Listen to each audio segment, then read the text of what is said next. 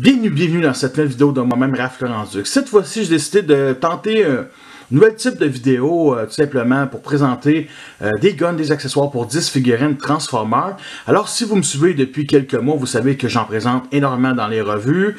C'est jamais annoncé, mettons, dans les titres de revues, par contre, souvent, mettons, dans les descriptions. Et il y a des... on va dire des guns, des accessoires que j'ai fait pour des figurines Transformers que j'ai déjà fait en revue et que j'ai jamais vraiment eu la chance de parler dans une vidéo, admettons.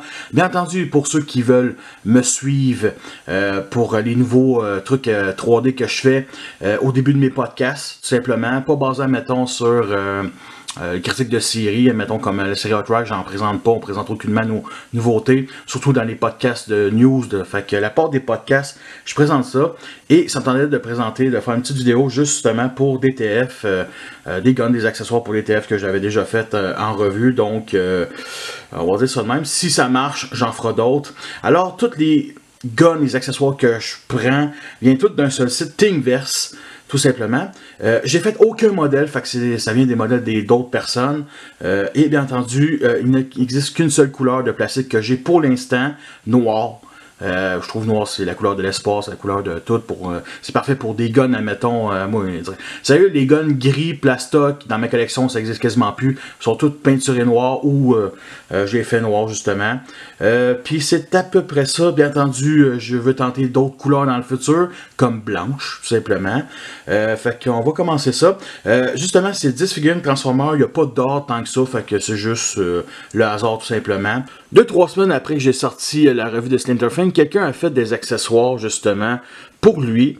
Le premier, c'est, mettons, des canons qu'on peut rentrer, justement, dans la gueule, dans le trou 5 mm, tout simplement. Fait qu'on peut rajouter, justement, des effets laser. Ici, comme ceux de Singe. Fait que ça fait de bien pour qu'il puisse se défendre. Et ce n'est pas tout. L'autre accessoire, je le trouve génial. Ici, vous voyez cette petite queue. Tout simplement, on peut rentrer justement ici, cette partie-là, comme ça, et c'est tout sur bas-joint. Toutes, sans exception.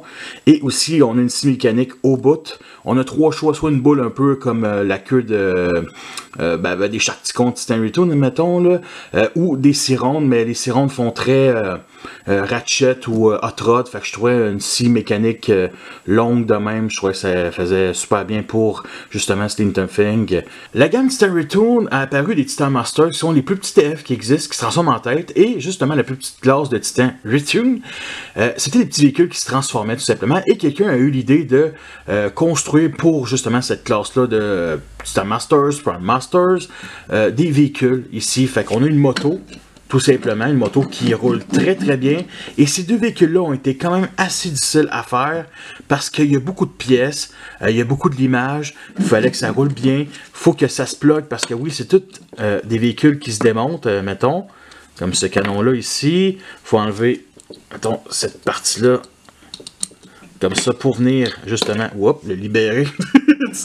Et justement aussi, on a un jet. Comme ça, on peut enlever ce bout-là. Tu sais, juste le bout ici, au-dessus. Ah, ben là, il tient, mais tu sais, c'est très, très fragile. Ça se verrait vraiment pas. Il y a une des ailes qui a pété, il fallait que j'y recolle. Bien entendu aussi, c'est démontable, comme ça. Vous avez compris le concept.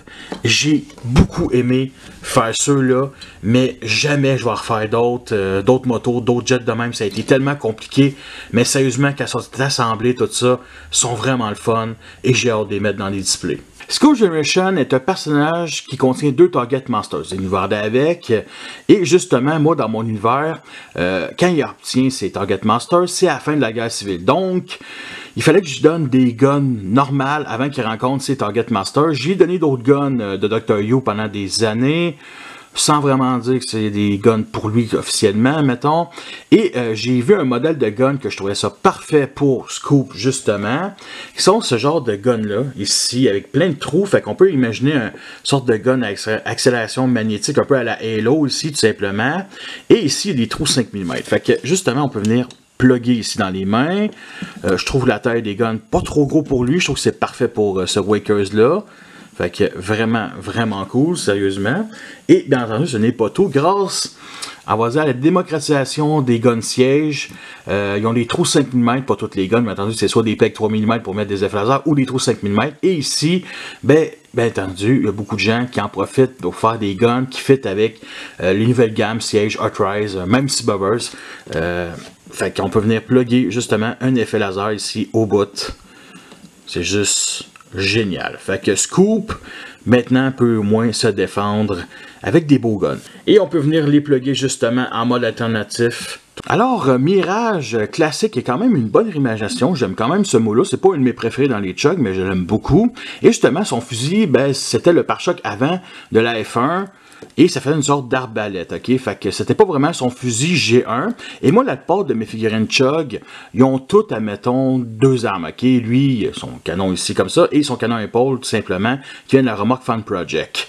Et justement, j'ai vu quelqu'un qui a fait son fusil G1, mais fait pour Mirage, ici. Donc, on a le look de son fusil G1, tout simplement. Par contre, ici, c'est pas du 5 mm, c'est pas du 3 mm, c'est, je pense, peut-être du 4 mm. Donc, on va dire qu'il y a un fusil unique, tout simplement, pour ce personnage-là. J'aime le look. Est-ce qu'il est trop grand? Peut-être un peu trop grand, mais ça reste quand même assez bien, sérieusement. J'aime justement le chargeur, tout ça, le canon, assez cool. Bien sculpté, justement, aussi. J'aime bien le look. Impactor Siège est une figurine que j'aime beaucoup, mais elle a un énorme défaut. Elle est remplie de trous, ok? C'est tout à fait un défaut qu'on retrouve assez commun, mettons, aujourd'hui. Mettons, les trous aussi sur le côté des, justement, des coudes, tout simplement. À l'arrière des bras, ici. Et justement, lui, il y avait des énormes trous à l'intérieur des jambes qui sont aucunement justifiés. En gros, Hasbro aurait pu, mettons, boucher ça, juste mettre une plaquette. Il n'y a aucune pièce qui est supposée rentrer là. Et justement, il y a du monde qui sont écœurés et ils ont fait des fillers. Les fillers, c'est pour mettre justement, boucher les trous. Ici, tout simplement. Bien entendu, j'aurais pas détesté avoir la couleur de ce ton-là, jaune, admettons, pour ça, mais bon, noir me suffit. OK? Fait que les gens, ils ont fait pour ici, justement, ici, l'intérieur des jambes et ici, à l'arrière, dans le dos, tout simplement. Et bien entendu, ça n'empêche aucunement la transformation.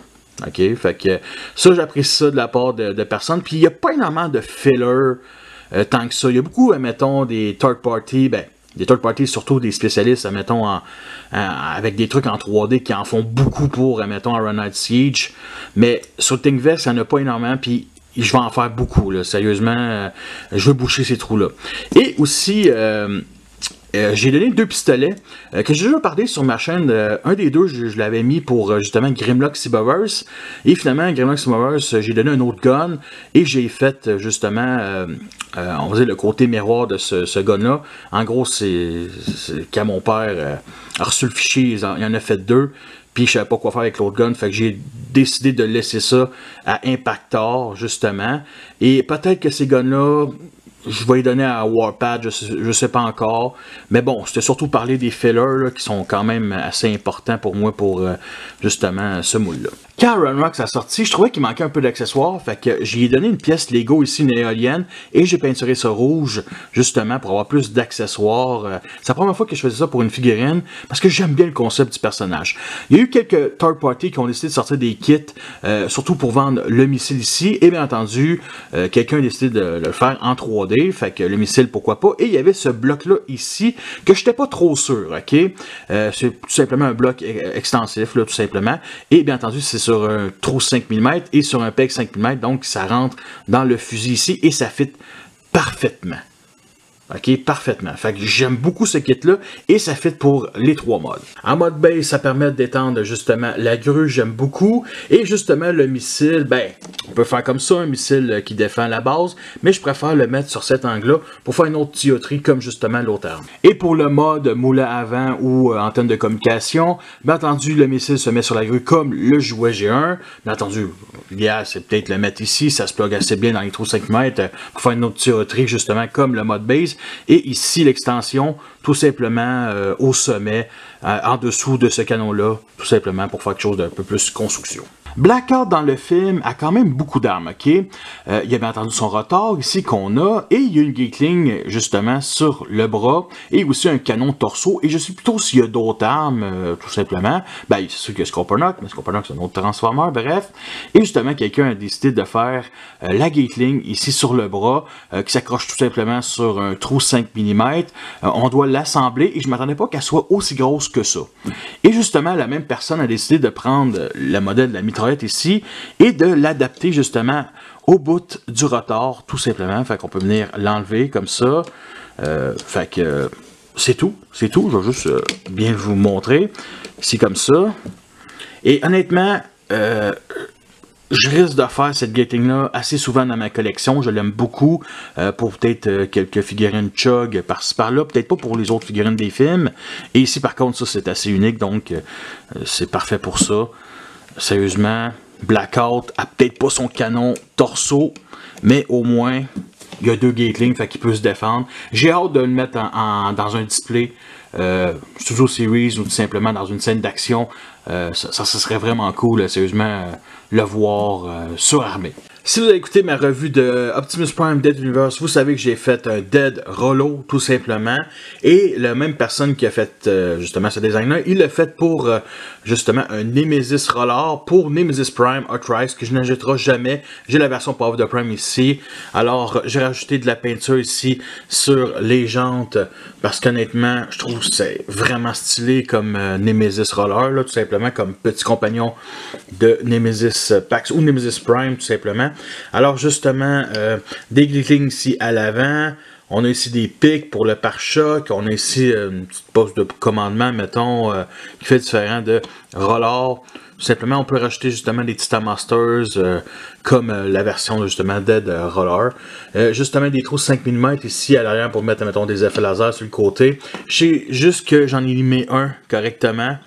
Pour ajouter ici un des fusils, qui est tout simplement pour Nemesis Prime, ou Nemesis Pax tout simplement. Bien entendu, c'est parfaitement pour la version de Nemesis Prime Arthrice, qui est tout simplement un repeint de la version Siege. Bref, avec une tronçonneuse ici, et justement, on peut rajouter un effet laser, comme ça, au bout, et rajouter sur Nemesis Pax, comme ça, dans la main. Alors, j'en ai fait 2, parce que le premier a cassé. Ici, j'ai recollé ça. Tout simplement, et j'aime le look, ça donne vraiment de la gueule avec les tronçonneuses, sérieusement, pour couper des humains en deux ou whatever, parce que pour moi, dans mon univers Nemesis Pax, Nemesis Prime, là, il tue vraiment des êtres humains, des civils, tout ça, tu sais, c'est, on est loin de la version de la Snipe qui tue tout le monde, mais en même temps, dans le Beverse, Optimus Prime tue tout le monde pareil, fait que, bref. Et voici ce que ça donne en Nemesis Prime. Alors justement, ils sont accrochés vraiment au bout des mains de Nemesis Pax. Donc c'est assez fragile. J'aime ce look-là. C'est le même qui est dans ma collection. Le jouet G1 de Predaking avait quand même un long canon, ce qu'on n'avait pas sur la version Power of the Prime. On avait quand même chose d'assez gros, assez massif. Et quelqu'un a décidé de sortir une extension, tout simplement. Fait que ça partait de ici jusqu'en bas. Alors, j'en ai montré justement à quelques-uns de mes potes, puis ils trouvaient ça assez long, trop exagéré. Et moi, je trouve ça juste parfait pour lui. Tu sais, c'est Predaking, c'est le roi. Il a besoin d'un long canon, en plus d'une grosse épée. Et j'avais le goût de finir cette vidéo par les plus gros items que j'ai fait en 3D. Il y en a un qu'on voit extrêmement mal ici, qui est justement caché par l'épaule. Et bien entendu, l'autre, l'énorme canon sur l'épaule. Et voici justement le gros flingue G1 accroché sur le bras. Parce que oui, les trucs en 3D, on apprend que c'est loin d'être parfait. Parce que la personne qui a fait ce design-là, les attaches qui permettaient à mettre la poignée étaient extrêmement lousses et cassaient. Fait que moi, j'ai pris la solution la plus directe, celle de fixer la poignée ici à la base et de tout simplement accrocher au trou 5 mm sur les avant-bras qui, bien entendu, remplace une mini tourelle ici. Tout simplement, c'est la manière la plus simple que j'ai faite. Fait que, justement, les mini tourelles sont super mignonnes. Il y en a au moins une quarantaine là-dessus. J'en ai fait une quarantaine pour mes 3 titans. Et justement, ils sont vraiment magnifiques comme mini tourelles ici. Ils sont toutes sur un angle, sont toutes minuscules, sont toutes miniatures. C'est des tourelles, mettons, de ce qui est le plus basique et je trouve génial. Et voici l'autre canon ici qui est extrêmement bien détaillé. La poignée, je l'ai collée ici en dessous et ça s'accroche super bien. Alors pour ce qui est des autres canons, alors ici on voit beaucoup mieux, mettons, les petites tourelles ici qui sont omniprésentes. J'ai ça ici, la Gatling pour le petit véhicule ici, aussi pour Cerebros. Et justement, les autres artilleries moyennes, admettons, qui sont des triples canons ici, super bien détaillés. Fait que c'est à peu près ça pour les armes de cette forteresse-là.